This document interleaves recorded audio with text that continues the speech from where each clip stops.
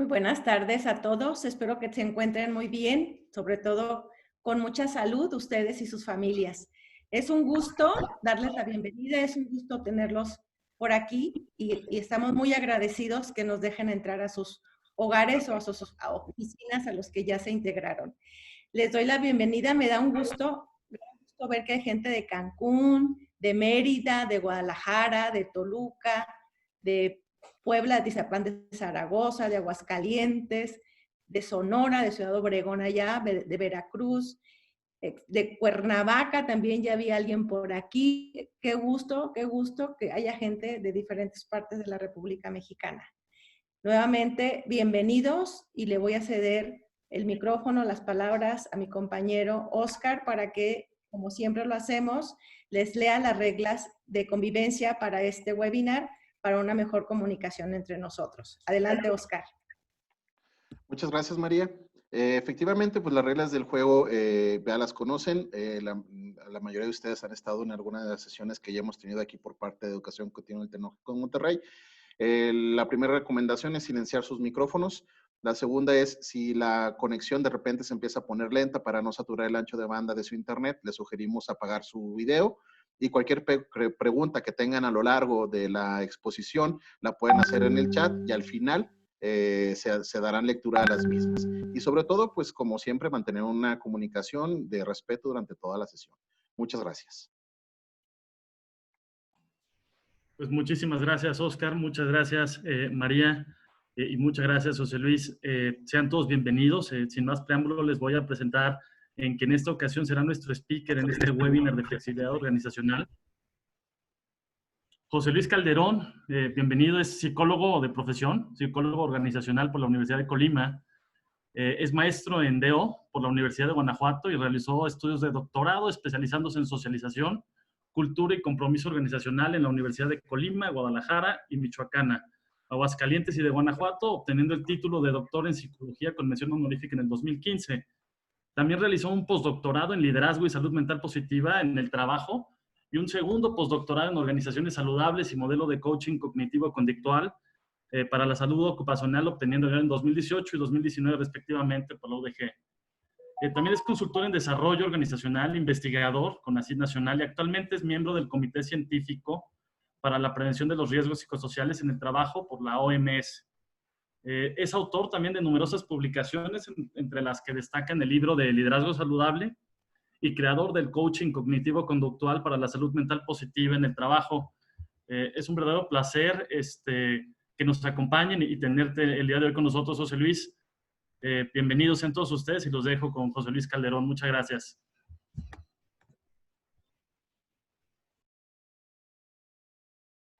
José Luis, tienes apagado tu audio.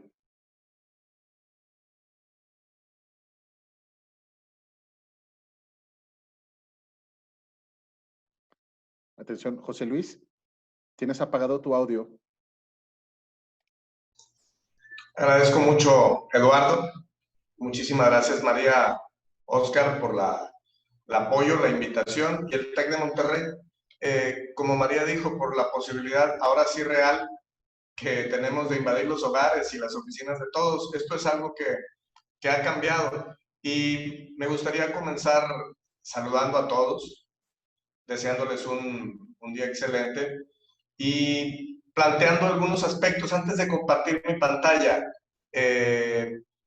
No hay otra cosa más elemental para mí en este momento que voltear a ver al pasado para encontrar respuestas para las cuestiones que vamos a empezar a afrontar. Durante la charla estaré contándoles algunas historias, historias que en algún momento dado, si las encuentran en otro lado, pueden resultar aburridas. Espero que encuentren ustedes, tanto en los recursos históricos como en algo que para mí es fundamental, voltear a ver a la ciencia y preguntarle dónde está la respuesta, es algo muy elemental. Y cuando hablo de la historia, pues hablo de las experiencias que ya hemos recuperado antes y que nos han ayudado a enfrentar recuperaciones en el pasado. Creo que está, si reviso las redes, si reviso lo que hay está lleno, pero por completo de recetas, ¿no? Creo que hay muchísimas recetas y el ejercicio del pensamiento crítico que los líderes deben estimular, que debemos estar estimulando, pues para mí sería la invitación primaria para quienes nos favorecen dedicándonos un tiempo para hablar, ¿no? Incluso, pues yo lo pido hacia mí, ¿no? Critiquen, reflexionen, piensen si lo que les estamos diciendo se encuentra un lugar en el espacio para que ustedes estructuren una propuesta que les permita, pues no desde un punto de vista psicológico ni filosófico, sino organizacional, basado en el liderazgo y en evidencias, crear una serie de estrategias o un programa estructurado para resurgir. Y con esto hablo de algo que se debe poder medir y que debe reflejar en el tiempo cambios que ustedes deben poder aquilatar y que deben ser útiles para todos. Entonces, soy José Luis Calderón Mafut, les doy las gracias nuevamente. Voy a compartir mi pantalla. Es bien interesante pedirles que quienes sí tengan un par de micrófonos a la mano puedan usarlos, porque hay una parte de la presentación en donde me gustaría que experimentaran algo a través de los oídos. Así que si tienen esa posibilidad, háganlo. Y si no, pues súbale al volumen cuando sea el momento y pues vamos a empezar. El seminario, el webinar se llama Flexibilidad. Y la flexibilidad es algo que aprendí yo de Fernando Marcos, un hombre que fue mi profesor y que en un momento dado me enseñó algunas cosas que hoy voy a tratar de compartir. Bueno,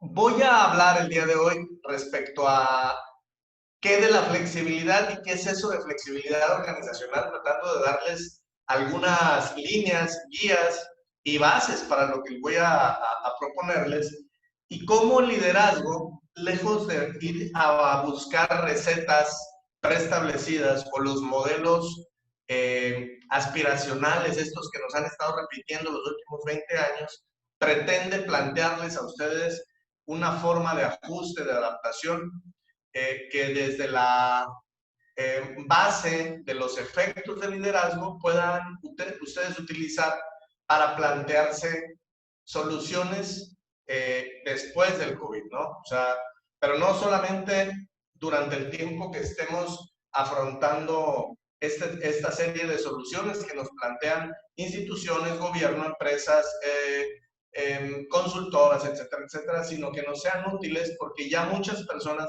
hace mucho tiempo habíamos estado esperando situaciones como estas para plantear ideas disruptivas, pues que nos permitieran crear, ¿no? Entonces, voy a plantearles por qué aquí estas dos estrategias. Entonces, lejos de pedir que solamente escuchen pasivamente, quisiera alentarles a escribir en el chat, sobre todo en algunos puntos en los que se los voy a pedir, porque este diálogo, pues creo que es lo que construye mucho más. Y fíjense que pensando en el tiempo de la pandemia, a mí que me apasiona la historia, y esto no tiene que ver directamente, pero creo que debemos pensar. Yo tengo dos momentos que quiero traer a este instante, ¿no? A esta charla. Pensando en la pospandemia, creo que en los últimos 120 años, la influenza española y esa enorme cantidad de muertos, algunos dicen 50 millones, otros dicen 500, la verdad es que 500 me parece una exageración, y la gran depresión que vivió el mundo, pues son algunos de los eventos de donde hay bastantes registros de qué se hizo para resurgir y cómo le afectaron a las economías, a las empresas y a los líderes. Hay una gran cantidad de referencias que se pueden consultar, pero yo quiero situarles en esta que no tuvo que ver con una situación en la que hubiera guerra o hubiera una cuestión de ese tipo. Lo digo por la enorme insistencia que hay sobre este asunto de que parece una guerra, y creo que es muy diferente. Vamos a pensar que las economías sí entran en recesión, que los productos, estoy siendo muy generalista, muy general y coloquial, hay obviamente precisiones a ello. Los productos internos brutos de los países van en picada y lo que sufre principalmente es la industria. Esas son las dos lecciones grandes. Obviamente, leer la propuesta del New Deal de Roosevelt y las propuestas francesa, inglesa y española de esos años, de cómo se resurgió, pues nos van a hablar de una palabra que voy a insertar constantemente, que es la cooperación entre sectores y la cooperación entre niveles jerárquicos. Entonces, esta es la primera cuestión que traigo a la mesa. La segunda es la Segunda Guerra Mundial, un tema que me apasiona, me gusta mucho, y sus 66 millones de muertos y el reenfoque en economías de guerra, pues sí dejaron había productos internos brutos relativamente estables, no todos naturalmente, pero fue después de la guerra. Aquí pueden ver Hamburgo a la derecha, abajo Dresden, ambas alemanas, y cómo el Plan Marshall ayuda a que Alemania reconstruya en 3 años y sea el promotor de este capitalismo del Rin, que utilizó como bandera otra vez nuevamente este tema de la cooperación entre sectores, entre personas, y que pues tiene su mayor exponente en la industria química, Bayer, por ejemplo, y en la industria automotriz, Volkswagen, por ejemplo. Entonces, quiero partir de estos puntos, porque si pienso en la pandemia, pues necesito pensar en qué va a pasar, porque todavía no me queda claro cuáles son las soluciones. Lo que sí sabemos es que deberíamos estar valorando alguna cuestión. La primera, si saco cuentas, H1N1, SARS y ébola rondaron entre los 48 y los 52 mil millones de dólares como el costo o el efecto de estas epidemias, que sin llegar a afectar tanto, digamos que consumieron el equivalente al Producto Interno Bruto de Honduras o de El Salvador. Imagínense que lo hubiéramos perdido. Ahora, por otra parte, también el COVID, pues se espera cantidades similares al Producto Interno Bruto de Canadá o España, entre los 1.000 y los 2.000 millones de dólares, billones, pues, en términos, no en su métrica, sino en la nuestra, ¿no? Es abismal la diferencia. La verdad es que no hay referencias para entender este tipo de cuestión. Así que las recetas, creo que primero deberíamos analizarlas de una forma un poquito más crítica antes de aceptar repetirlas. Y ya bajo esa condición, sí quiero pensar en que en este momento, a diferencia de los anteriores escenarios, ya contamos con recursos, fortalezas que antes pues realmente eran privilegio de instituciones muy grandes, de universidades. Hoy están disponibles centros de información, tecnologías, como es evidente por el hecho de que estemos aquí hablando yo y ustedes escuchando en este momento. Entonces, ¿cómo es el escenario para las organizaciones y personas en la pospandemia? Yo les preguntaría, y los animo a poner en el chat, ¿cuáles son las 2 palabras más frecuentes en su mente que describan el escenario para las organizaciones y las personas? ¿Qué palabras vienen a su mente? ¿Qué querrían anotar en el chat? Les invito a anotarlo y que a través de ello podamos contrastar esos escenarios.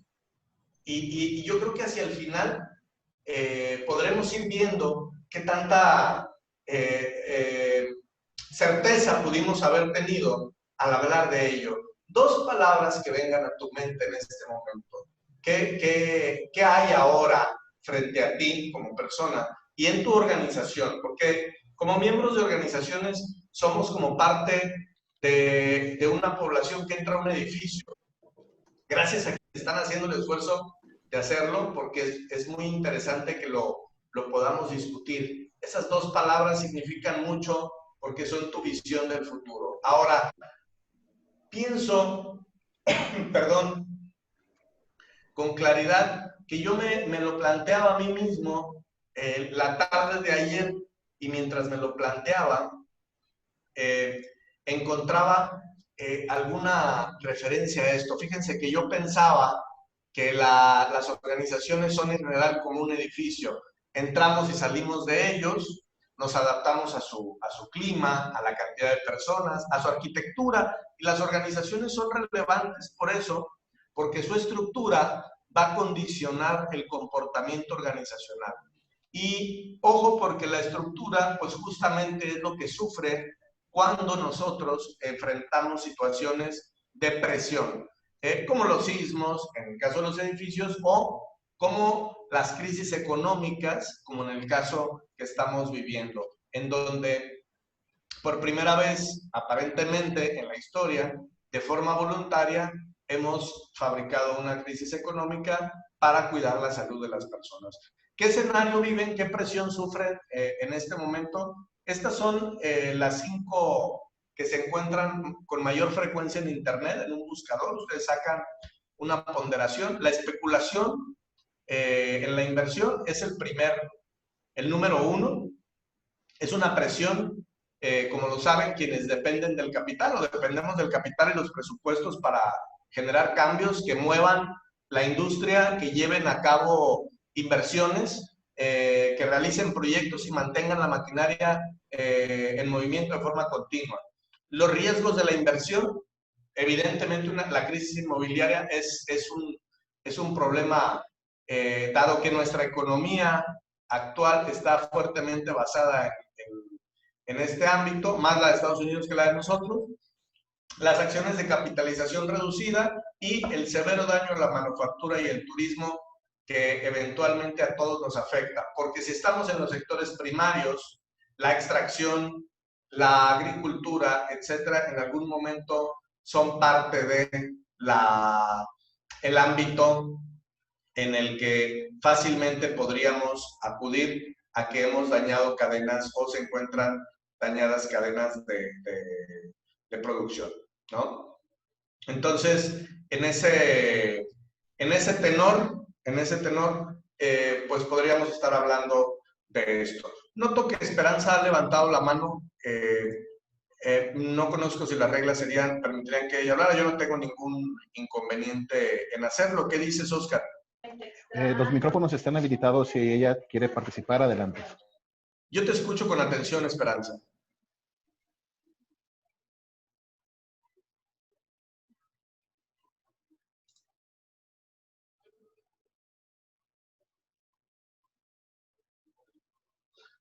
Bueno, sí, noto que probablemente en algún momento podrías intentar hacerlo. Con mucho gusto, por favor, a la hora que tú lo desees, puedes hacerlo ahora. Bueno, continuaría. Yo digo que este escenario, para mí, planteo este escenario en las organizaciones, pero también, déjenme hablarles un poco de esto. Creo que las organizaciones van a vivir en lo sucesivo un poco esto, ¿no? Ponte a esperar la vacuna, recupérate pronto, sobre todo las organizaciones de estos sectores y las pequeñas y medianas. Trata de no despedir a nadie si es que no tienes, tienes esa posibilidad. No provoques contagios masivos, hay toda una regla con las instituciones de salud respecto a esto y obviamente mantén la ética y la productividad. Y la presión es muy similar pues a esto que podemos ver en una válvula. Y ojo, porque en esta presión justamente podemos encontrar que la presión organizacional muy probablemente se traduzca también en una presión física que va a dar a los individuos. Así que no solo la productividad está en juego, sino la salud de los propios individuos. Y ya veremos más adelante a qué me refiero y por qué el liderazgo tiene que ver con esta situación. Y para las personas, pues yo los pongo en este tenor, ¿no? En la circunstancia de un líder o una persona, pues es seguir trabajando, pero cuidar a su equipo. Ustedes son responsables de las personas que están en sus ámbitos, esperar la vacuna, dar resultados con menos personas, como lamentablemente ha ocurrido en una gran cantidad de situaciones, y, por supuesto, mantener personas saludables. Y si yo les pidiera a algunos de ustedes que me dijera qué opinan de esta imagen, pues muy probablemente muchos de ustedes dirían que están muy bonitos los cubrebocas, pero que la distancia pues no es la apropiada, ¿no? Este tipo de circunstancias se van a sumar y muy probablemente las estemos viendo de forma continua, generando niveles de cortisol que, como saben, pues es el producto residual del estrés. Los niveles de estrés, por supuesto, han aumentado y seguirán en aumento. Y creemos que, por un lado, la presión hacia la organización y los niveles de estrés en los líderes serán mucho más elevados. Y esto es relevante por lo que les voy a plantear a continuación. Pero déjenme plantearles un escenario así. La disminución real o virtual de la fuerza de trabajo. Esto que llamamos sesgo de distancia, con gusto lo aclaro en un momento, la frustración, la presión, nuevas competencias y una necesidad incesante de cambiar constantemente de estructura es lo que hemos vivido y muy probablemente nos acompañe los siguientes 18 meses, pero no nada más. Da la impresión de que esto es algo nuevo, pero si revisamos atentamente y con detalle, ya hace alrededor de 15 o 20 años esta variabilidad se había venido acentuando, y quienes escucharon este asunto del ambiente VUCA, volátil, incierto, cambiante y complejo, pues notaron que quienes lo imaginaron no se habían dado cuenta que todavía no lo vivíamos del todo. Bueno, ya estamos en un ambiente completamente VUCA, en donde vamos a tener que vivir ahora sí de esta manera. Voy a ir citando alguna cuestión, pero yo les pido que me voy a comer algunos minutos aquí en algo completamente auditivo. Así que si tienen sus audífonos, pónganselos, y si no, pues ahí súbanle el volumen para que puedan escuchar y experimentar. Los costeros, obviamente, pues se sentirán más en ambiente. Yo les pregunto cómo se parece esto a lo que vives en la actualidad.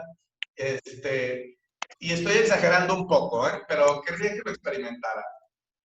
Ahí les va el video.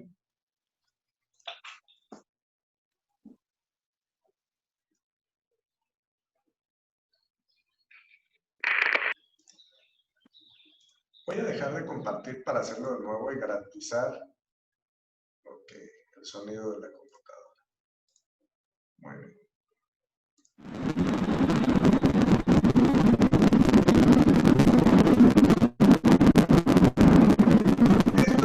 En Portugal, el curso de olas grandes, que se estaba animando.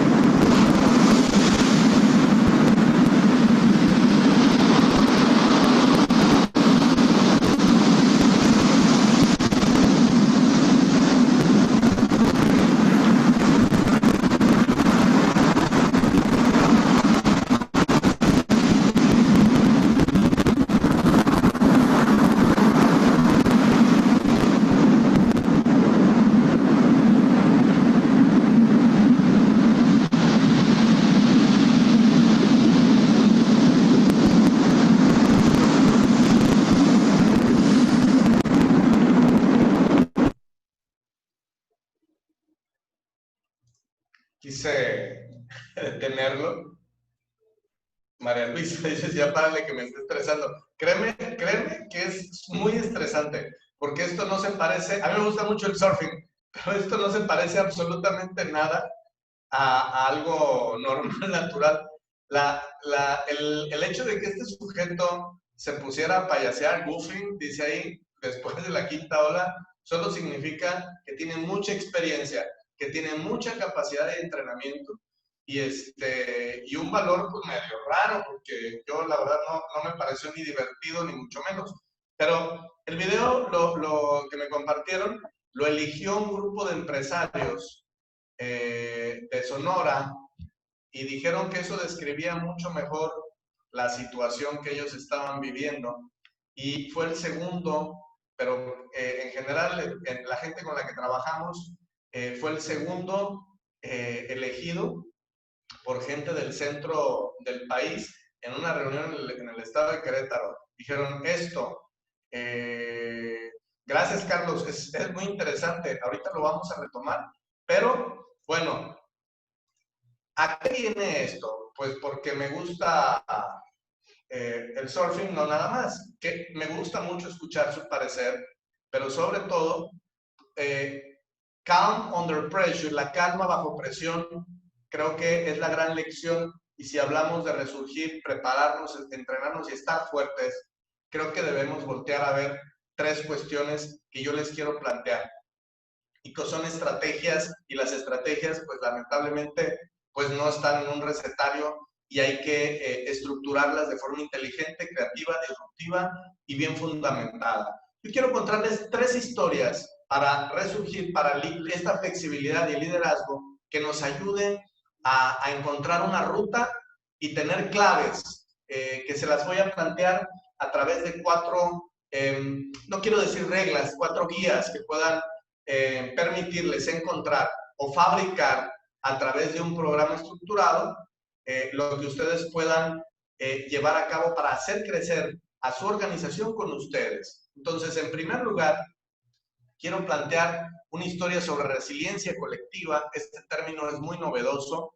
El liderazgo integrador y una adaptabilidad constante. No son temas que me guste manejar de forma filosófica, sino algo que prefiero llevar a la práctica partiendo de investigación científica. Entonces, la primera historia que les cuento viene de Tabernero Arenas Cuadrado. Hay una investigación muy interesante, por ahí se las voy a compartir a través de Eduardo, en donde ellos estudian a un grupo de empresas después de las fuertes crisis del 2011 en España. Los niveles de desempleo entre el 2008 y 2011 eran mucho mayores que ahora, y lo primero que nos encontramos cuando revisamos este grupo de empresas y todo lo que ellos vivieron es que frente a la incertidumbre, frente a los tiempos de crisis, dentro de la organización, lejos de aparecer la solidaridad, aparece una mayor competitividad individual, la desconfianza entre personas y el temor a perder el empleo. Está ahí, está vigente.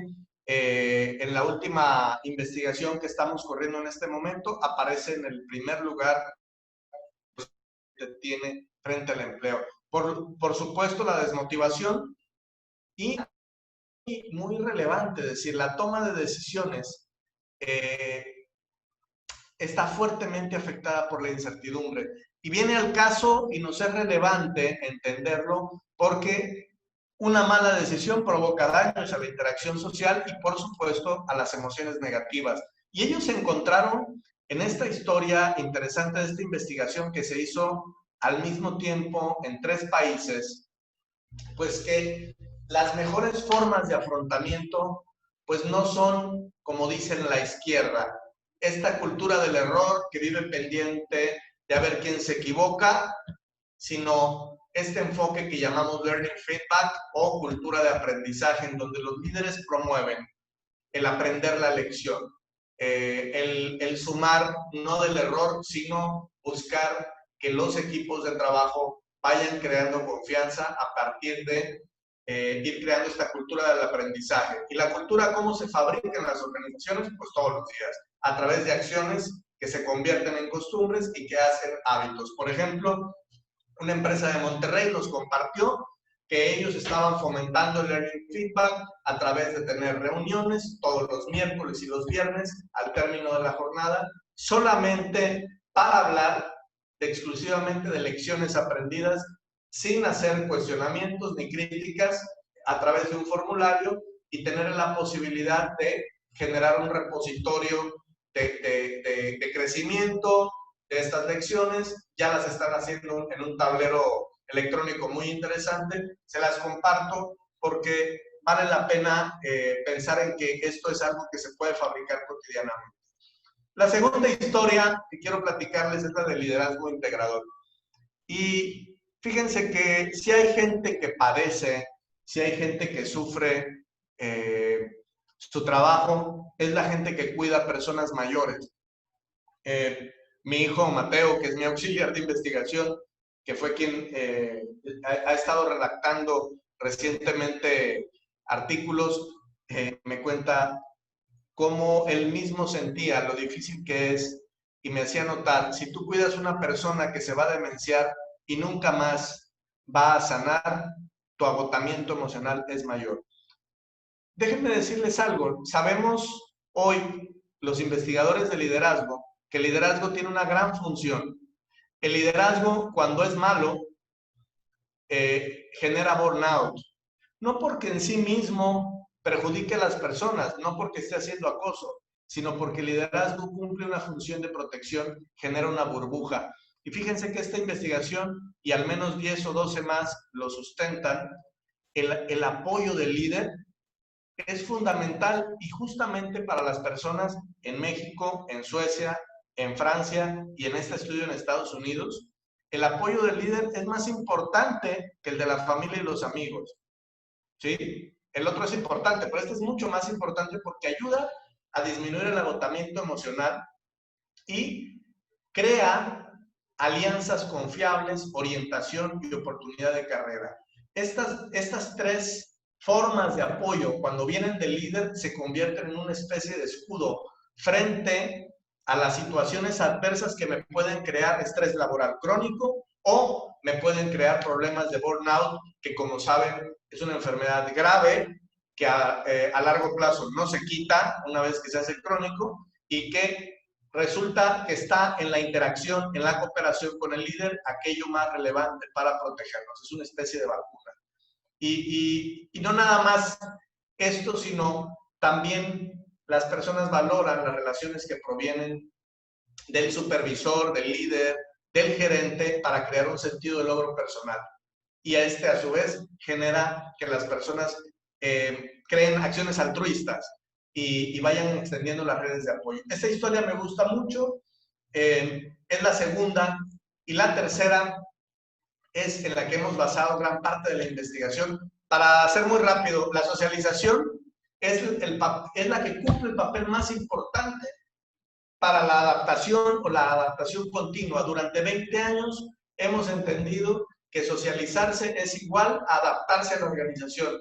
Y una investigadora de Minnesota, Danielson, en una investigación brillantísima, nos enseñó en el 2004, o sea, hace 16 años, que esto iba a ser continuo, que iba a llegar un momento en el que no íbamos a parar, íbamos a tener que estar continuamente ayudando los líderes a las personas a estarse adaptando a la organización.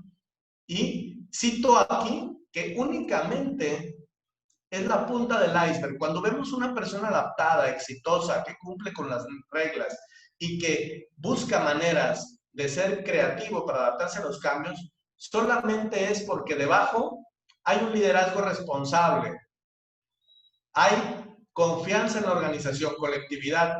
El liderazgo ayuda a crear proactividad, y esta socialización, este líder que está continuamente buscando la manera de adaptar a sus equipos, van a provocar creencias, capacidades, motivación y recursos cognitivos que ayudan a afrontar, en suma, adversidades. Y esto ya se había planteado, pero era utópico, hoy está funcionando. También el doctor Thormin en Macao estuvo haciendo estudios con chinos y notó lo relevante que eran estas tres cuestiones. Entonces, nada más la repaso para estas tres historias.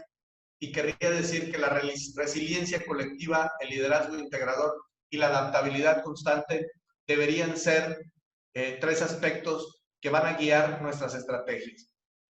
Voy a avanzar, pero ¿de qué estoy hablando? De 3 conclusiones. Restablecer la cooperación o mantenerla, asumir que el liderazgo protege y orienta como sus grandes valores y crear adaptabilidad como una tarea de todos. No es nada más tarea del líder ser adaptable, volver adaptables a sus equipos, sino cada individuo cumple con un papel, con una responsabilidad respecto a provocar su propia flexibilidad, la de su equipo de trabajo, y no estoy hablando de la flexibilidad de normas, sino de competencias. Y en ese sentido, dejo estos 3 planteamientos como los más relevantes para orientar las estrategias que vamos a plantear. Y solamente usé esas 3 investigaciones como ejemplo, pero no significa que sean las únicas. ¿Por qué es tan relevante la adaptación? ¿Por qué insisto tanto en ello? Bueno, quien leyó el libro de Homo Deus de Yuval Noah Harari, creo que podría reflexionar o recordar cómo la adaptación pues, nos ayuda a evolucionar.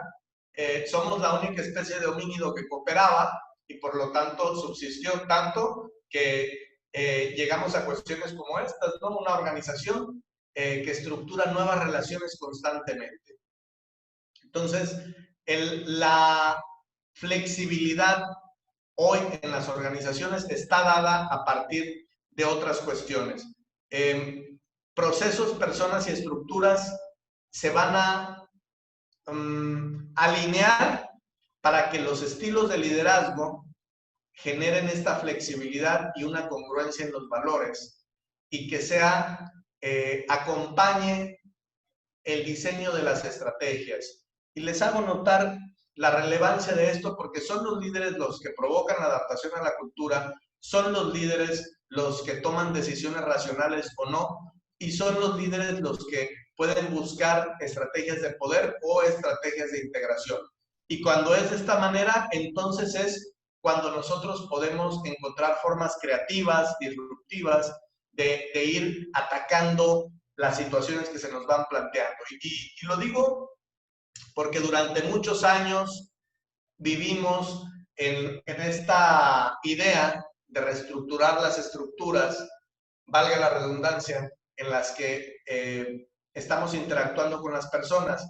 Hoy, la mayor parte asumimos lo caducas que son nuestras estructuras organizacionales, y si esto es lo que nosotros veíamos, hoy las estructuras que están funcionando pues son mucho más cercanas a las redes, a las estructuras virtuales, a los equipos distribuidos, y en sí lo que quiero decir con esto es que aliento a todos a revisar en los diseños organizacionales e implantar formas críticas de diseño de equipos que permitan crear integraciones múltiples, competencias múltiples como soluciones iniciales para los muchos problemas que vamos a enfrentar. Presiones de productividad, falta de fuerza de trabajo y la necesidad de crear nuevas maneras de producción. Entonces, ese sería mi primer planteamiento. Ahora,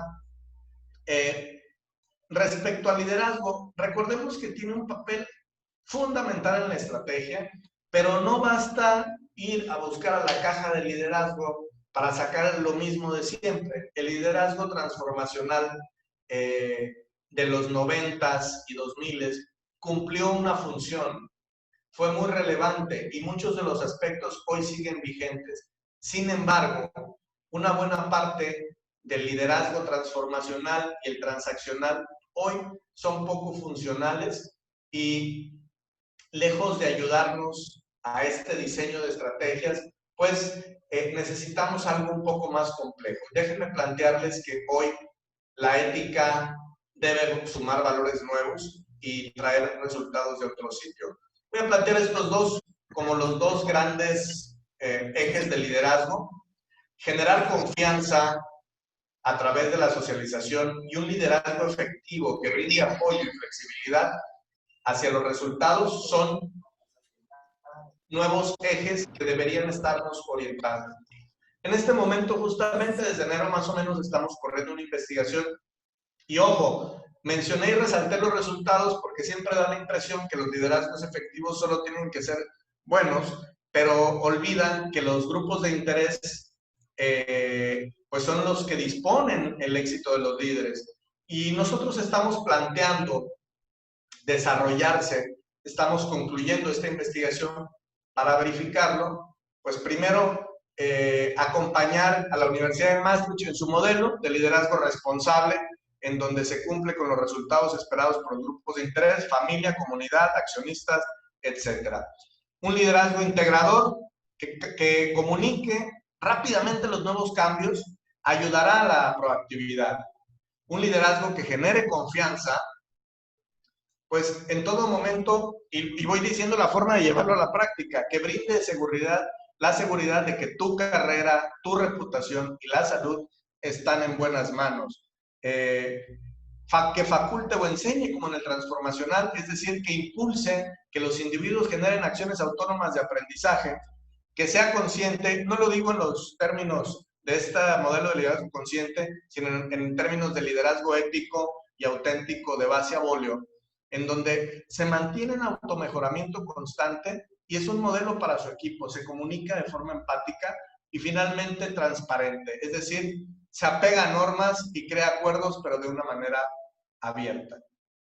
Hasta aquí, esto es cómo impacta el mundo actual en crear estrategias para transformar el liderazgo y encontrar rutas que nos ayuden a que el comportamiento de los líderes, al menos los líderes de nivel manager o incluso algunos C-level, necesitarían para establecer una mayor efectividad y no exclusivamente aquellas estrategias conductuales basadas en que el líder pues tiene que ser muy influyente, etcétera, etcétera, ¿no? Entonces se los planteo así porque es la base de nuestras estrategias para operar. Para ir al grano, ¿qué estrategias proponemos o propongo o estamos proponiendo de forma general? Y lo digo porque algunas organizaciones van a tener variaciones y no todas responderían a este modelo.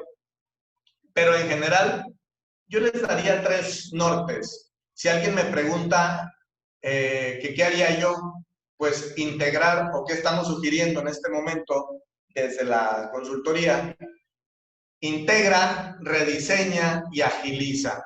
¿Cómo? Bueno, generar resiliencia colectiva para conseguir aprender. Una interacción inteligente para funcionar de una manera más eficaz. Un liderazgo integrador que genere libertad en las personas y, por supuesto, un clima de confianza y aprendizaje. ¿Cómo llevarlas a la práctica? Soy alguien que descree particularmente de estas sugerencias fundamentadas en una visión más bien discursiva. Yo creo que esto es algo que la gente debe poder poner a prueba y llevar a la práctica en sus escenarios de trabajo, porque cada uno es distinto y debemos poder encontrar formas de adaptación diferentes. No es lo mismo trabajar en la industria hotelera, en donde estamos al pendiente de los servicios y mi forma de atención es principalmente la disonancia emocional, que trabajar en la industria metalúrgica, en donde mi interacción es a través de radios y mi productividad se mide distinto. Entonces les pido que lo vean de forma crítica y les planteo. Las cosas que hemos encontrado valiosas y que hemos puesto en proyectos o en programas en los que hemos podido acompañar organizaciones para hacer resiliencia colectiva, este término tan pues nuevo, que apenas cuenta con 2 cuestionarios que lo miden. Pues primero es, ve a tu organización e identifica grupos, experiencias y capacidades que puedas poner a disposición del cambio. Crea escenarios en donde asesores o coaches, como prefieras decirlo, y tengas grupos de mentores funcionando para acostumbrar al grupo, al capital humano, a los cambios de forma constante. Hay formas muy sencillas de hacerlos y que han brindado grandes beneficios. Como sabemos, el enfoque principal en el que hemos vivido los últimos 15 años es medir la eficacia individual y hoy necesitamos salir de ahí. La prueba de ello es que los sistemas de evaluación del desempeño miden individuos y nosotros necesitamos ir moviéndonos paulatinamente, si no exclusivamente, medir a los equipos por su funcionamiento, ya sea que sean equipos nuevos, equipos de tarea, equipos transfuncionales o equipos de multihabilidades, pero sí medirlos por sus resultados e incluirlos en los sistemas de gestión de capital humano o de recursos humanos o como les llamen.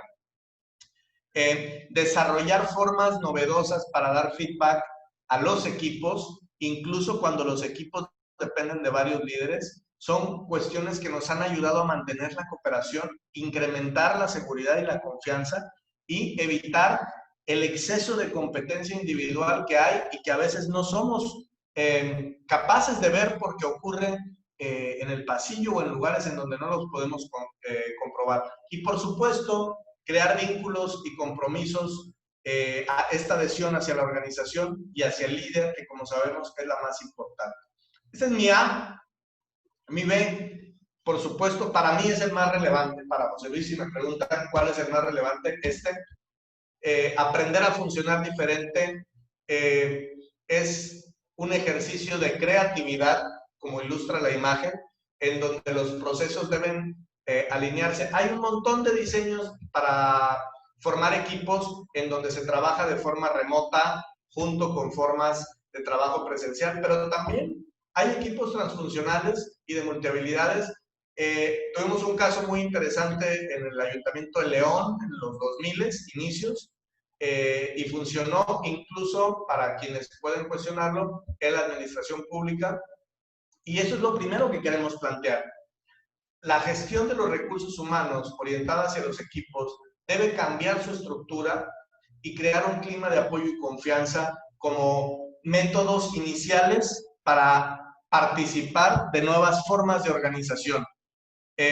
Si yo pensara, como ejemplo les digo, si yo pensara en mandar a alguno de mis hijos a estudiar inglés de la forma tradicional, pues pensaría en una escuela en donde hay un profesor, probablemente bilingüe o más, y que mi hijo acudiera a cubrir niveles. Bueno, hoy existen páginas como Tandem, no sé si las han visto, en donde tú puedes elegir hacer una vina con una persona de cualquier parte del mundo solo para practicar, a cambio de que tú le enseñes tu idioma, esa persona te enseña tu idioma. Creo que esta generación, si tiene algo interesante, estos, no sé si son centennials o millennials o qué, que nos está enseñando a ser flexibles para aprender. Y ojo, porque al final haré un comentario sobre ello. Y el clima de apoyo y confianza es tarea del líder, no ceder a la tentación de desproteger. Finalmente, creo que mi 3 es, ¿cómo le hago para desarrollar proactividad en una situación de incertidumbre y cuando encontramos que la tensión es constante? Bueno, el estudio de compromiso organizacional de alrededor de 30 años de Meyer y Allen abarca varias crisis y encontraron, les comparto, que generar adhesión entre personas, nuestro propio estudio del 2015 lo comprobó, que los equipos de trabajo mayores a 7 u 8 personas, creo, 8 personas, que consiguen generar vínculos positivos de apoyo y viven más de un proyecto de tarea, aunque sea corto juntos, también son más capaces de aceptar los cambios y aceptar las normas con un nivel de estrés mucho más bajo. Entonces, estas son las formas de desarrollar proactividad y está en manos de los líderes llevarlo a cabo. Cambiar de roles establecidos a roles polifuncionales es la estrategia principal que nosotros estamos sugiriendo. Las multihabilidades hoy son un viejo recurso que a partir del método que ustedes quieran, bien puede provocar formas creativas de adaptarnos. Bueno, estas 3 fueron mis planteamientos como estrategias para operar. Lo más relevante que yo querría decir es que hacer cosas como ocurrencia solos, pues es una mala idea. La mejor idea es integrar equipos en las organizaciones, equipos de cambio y desarrollo que puedan formarse y acompañarse para ir transformando paulatinamente las estructuras de los equipos, integrando formas nuevas de colaboración, creando formas de resiliencia colectiva, es decir, de fomentar la eficacia de los equipos, la cooperación, el apoyo de las diferentes formas que podamos hacer y, por supuesto, formas enfocadas en las competencias polifuncionales. Y si esto nosotros somos capaces de vaciarlo a una visión estratégica que lleve a más o menos un proceso de 1 año, 2 años, creo que en un cronograma de Gantt podría darnos resultados medidos en la eficacia de los equipos, en niveles de bienestar, en la disminución del estrés, pero sobre todo en el alcance de metas entre 6 y 12 meses. Bueno, eso lo digo por esta visión operacional que suele acompañarme, igual que me acompaña el hecho de que desconozco la posibilidad de hacer una intervención o consejería, si no es poniendo los pies en la organización. Entonces, parto de ahí para decir pues, que todo cambio tiene pros y contras. Yo creo que estas sugerencias tienen más pros que contras. Definitivamente abandonar posiciones fijas, rígidas, pues también me ayuda a ser más flexible. Y hoy, quienes consigan desarrollar con éxito este tipo de visiones y estrategias operacionales de esta manera, pues también van a tener éxito en 3 cosas. Sabemos por experiencia que puedes mantener la integración de la organización, hablo del cumplimiento de las normas, compliance, pues para quienes lo tienen denominado de esa forma, y la visión orientada. Segundo, garantizar la influencia, no nada más de los líderes, sino la influencia de un clima positivo y una cultura de cooperación. Y la cultura de la organización, por supuesto, y los valores que la fundamentan. Y tercero, lo más importante, estructurar un trabajo productivo bajo nuevos términos con resultados y que sea digno, pero para todos, ¿no? Para los que reciben el resultado y para los que lo orientan. Creo que quedarnos como estamos es el peor error que podemos hacer. El fracaso puede venir en diferentes paquetes. La corrupción, problemas de seguridad. Creo que sabemos que los lugares en donde hay mayor estrés también son lugares en donde tenemos más malas decisiones y estas ocurren en problemas de seguridad. Hablo de seguridad industrial y también de salud ocupacional. Hablo de enfermarse, enfermar a otros o accidentarme y accidentar a otros. Eliminar la protección de liderazgo tiene que ver con generar un ambiente más estresante y, por supuesto, seguramente podemos alcanzar resultados, pero sin excelencia. Y esto me parece, pues, algo que al menos yo no me admito, ¿no? O no admitiríamos, tener resultados y no ser excelentes en ellos.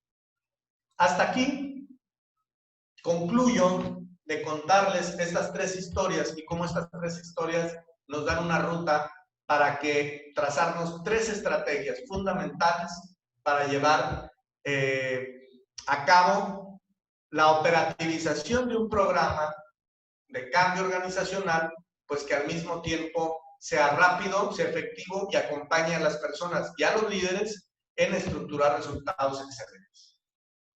Quiero terminar con una historia.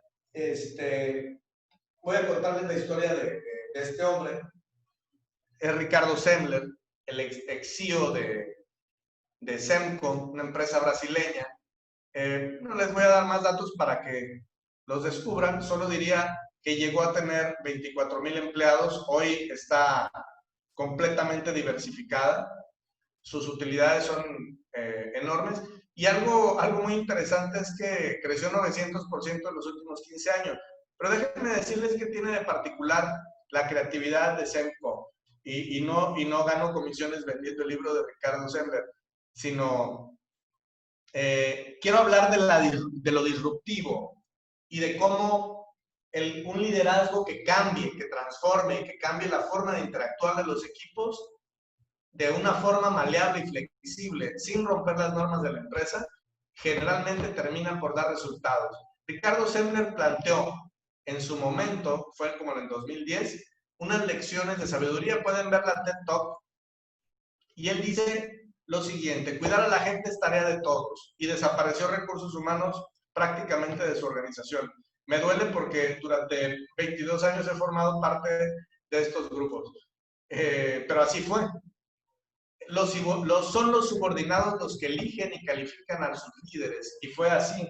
Ellos hacían la selección del personal en SEMCO, y en un momento dado, él tuvo que irse porque pues, las votaciones no lo favorecieron. La incorporación del talento fue gradual y iba siendo basada en la interacción, como estas incorporaciones a los equipos que les propongo. Fue tan relevante que generó lo que llamamos onboarding de aproximación. Dice Ricardo Sendler que el proceso principalmente debe buscar la sabiduría, límites productivos que estén basados en nuestro diseño actual, en nuestras capacidades, involucrar a todo mundo en las decisiones. Ellos lo que hacían era involucrar a todo el mundo en las juntas directivas. Llegó a haber personas de limpieza en las juntas directivas votando una vez al mes. Y ya nos había dicho el liderazgo auténtico que el procesamiento balanceado era tan relevante, pero no sabíamos que tanto hasta que lo puso en práctica de una forma valiente y arriesgada Ricardo Sendler. Y algo muy relevante que quiero cerrar. Él proponía y sigue sosteniendo que las escuelas y los maestros, tal como los conocemos hoy, son completamente obsoletos. Debemos encontrar nuevas formas para el aprendizaje, para el liderazgo, pero sobre todo para entender que el modelo de un líder es el modelo de rol que los individuos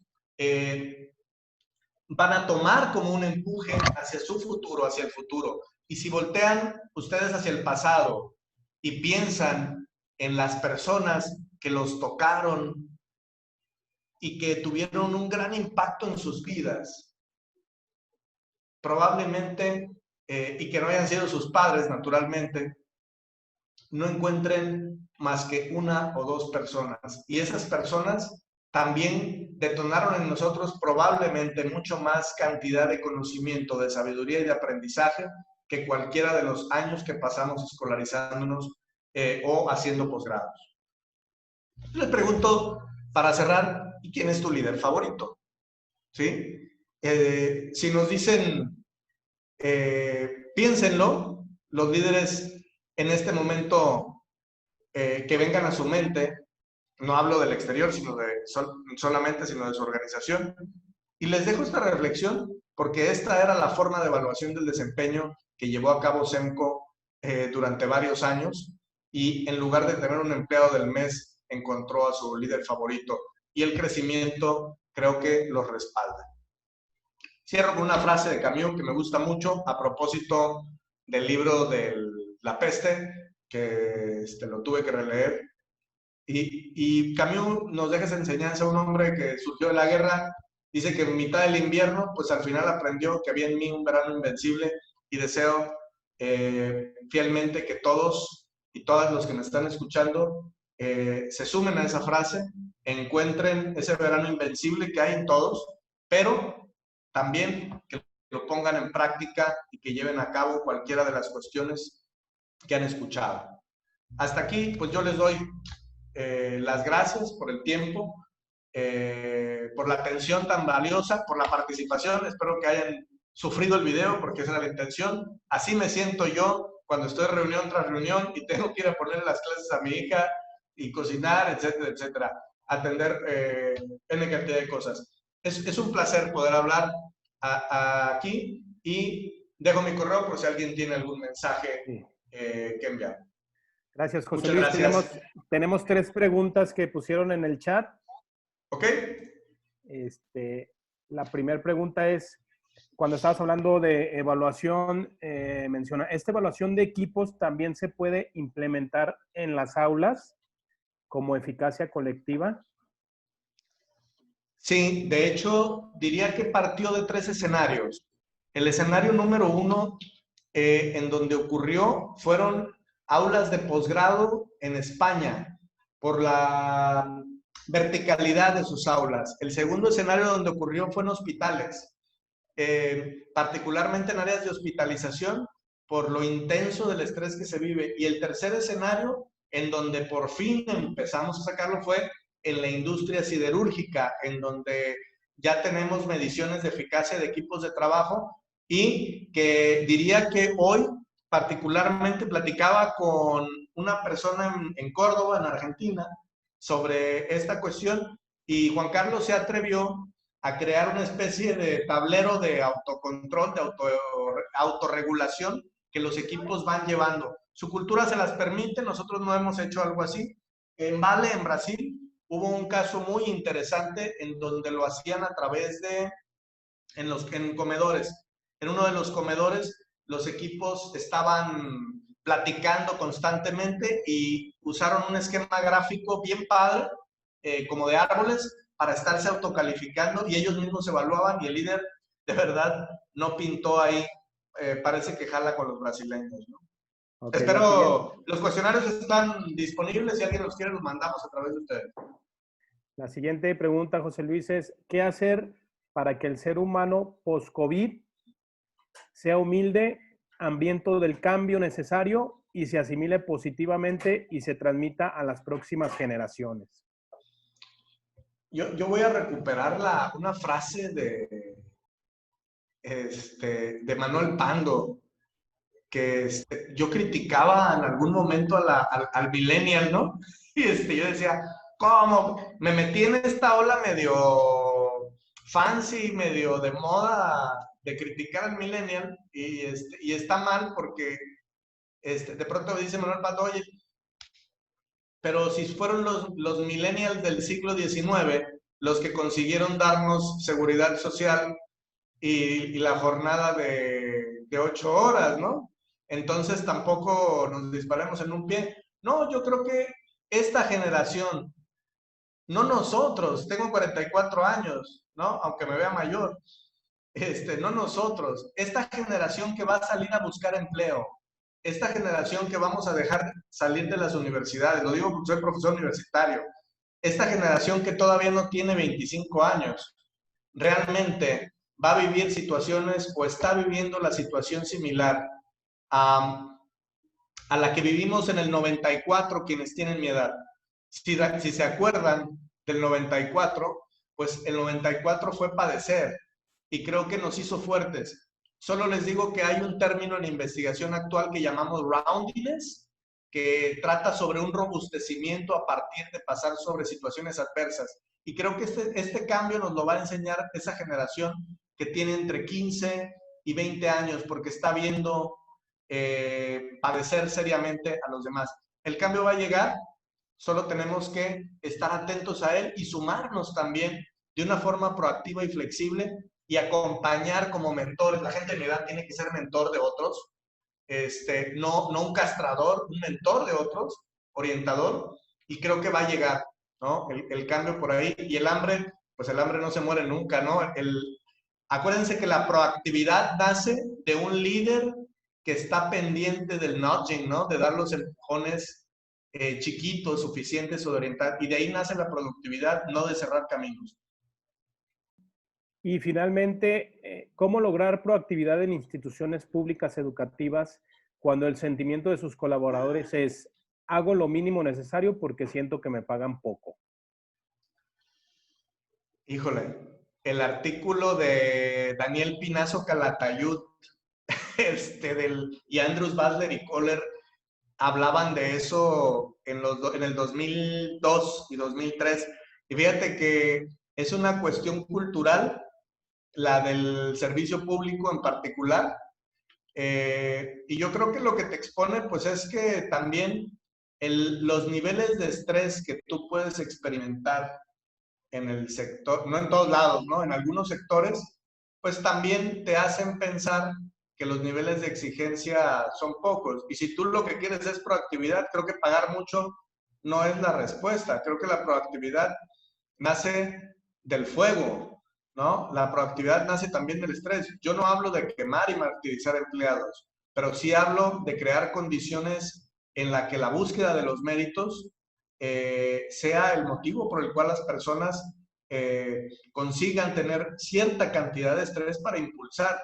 Entonces, creo que le echo la culpa un poco a la cultura y otro poco a sus líderes. Si sus líderes no están al pendiente de ser innovadores, disruptivos y generar cierta presión y estrés antes de darte beneficios, bonos, bla, bla, bla, pues entonces tampoco quisiera pensar que estos líderes van a provocar los momentos de socialización para poder generar la proactividad necesaria. No ocurre así, pero hay algunos casos excepcionales donde creo que ocurre de esa manera. Espero haber contestado. Sí, José Luis, fueron esas las preguntas. Bueno, pues qué padre. Yo me puedo quedar toda la tarde platicando, pero no creo que todos tengan mi tiempo, ¿no? Muy agradecido, Alberto, Eduardo, María. De mi parte, me siento cordialmente atendido, cobijado, y la hospitalidad es maravillosa, ¿no? Es magnífica. Y espero pues que sea de utilidad, pónganlo en práctica, llévenlo al campo, digan esto se puede, no se puede, jueguen como legos con la información. Ese es mi impulso, ¿no? Jueguen como legos, despedaza lo que escuchaste, critícalo, busca más y entonces ponlo en práctica. Si era real, entonces debe funcionar, ¿no? Debe funcionar. Si necesitas adecuaciones, bueno, pues entonces ya vemos, pero debe poder funcionar si tú lo ajustas. Gracias a todos. José Muchas Luis, gracias, José Luis. Gracias. sí. Algunas personas preguntan si es posible tener la grabación de la sesión y compartir el material en PDF que nos pasaste. Sí. Ok. Yo no creo, el TEC de Monterrey, muy meticuloso como siempre, tiene la peculiaridad de llevar un registro detallado. Seguramente a través de Eduardo Rodríguez vayan a poder conseguirlo. María, yo creo que ya lo estoy diciendo bien. Y no tengo ningún inconveniente en compartir la presentación, por supuesto.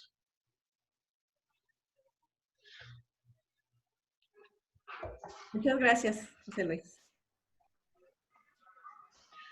Muchas gracias. Pues nada más nos queda recordarles que somos generadores de soluciones de alto valor, sustentadas en un modelo innovador a través del uso de plataformas tecnológicas, adaptando nuestros contenidos a esquemas de ejecución en línea. Si les interesa alguna de estas soluciones para su organización, le pueden escribir a mi compañero Eduardo rs@tec.mx o con el asesor que los atiende. Por parte del Tecnológico de Monterrey, el área de educación continua de Zona Occidente, les agradecemos su presencia y nos vemos en la próxima. Muchas gracias a todos. Muchas gracias, hasta luego. Muchísimas gracias, que pasen una excelente tarde. Gracias, excelente tarde. Gracias.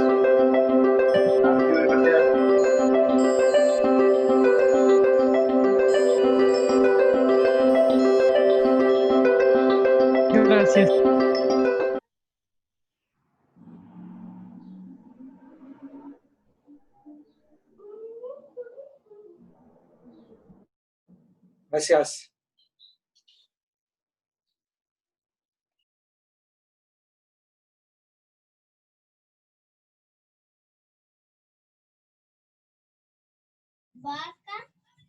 Gracias, doctor.